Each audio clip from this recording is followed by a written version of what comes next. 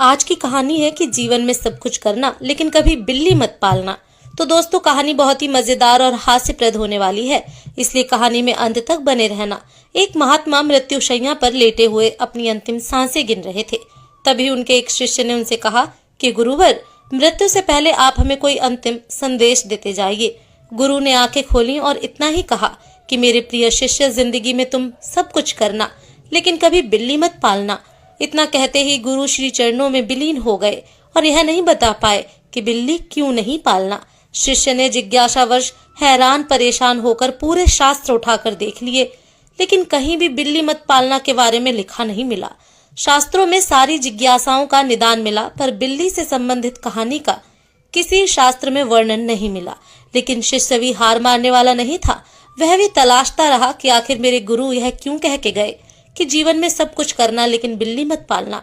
शिष्य इस सवाल का उत्तर खोजते खोजते एक दिन एक बुजुर्ग से मिला। बुजुर्ग से उसने पूछा कि मुझे शास्त्र में सारे सूत्र मिले, पर मेरे गुरु का बिल्ली मत पालना वाला सूत्र किसी शास्त्र में नहीं मिला। क्या इस बारे में आप मुझे कुछ बता सकते हैं? बुजुर्ग कहने लगे कि मुझे तुम्हारे गुरु की कहानी का सूत्र मालूम है। तुम्हारे गुरु ने ठीक ही कहा है कि कभी बिल्ली मत पालना, क्योंकि बिल्ली पालकर ही तेरा गुरु बर्बाद हुआ था। शिष्य ने कहा, इस सूत्र का राज विस्तार से बताइए। तब उस बुजुर्ग व्यक्ति ने कहा कि जब तेरा गुरु सन्यासी हुआ तो सब कुछ छोड़कर जंगल गया और सिर्फ 2 लंगोट अपने साथ ले गया।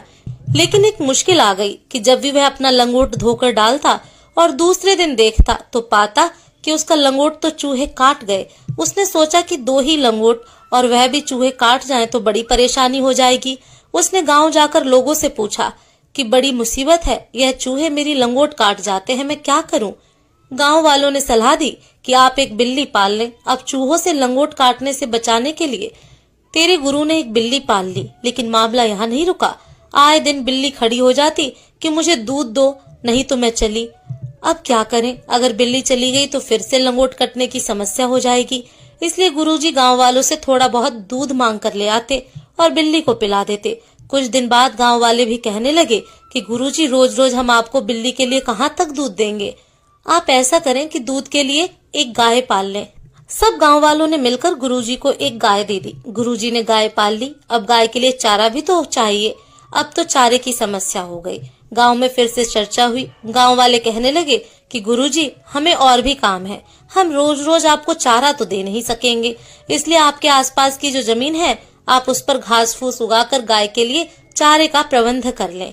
गुरुजी ने गांव वालों की बात मान ली, लेकिन इन सब झंझट में गुरुजी का हरि भजन नहीं हो पा रहा था।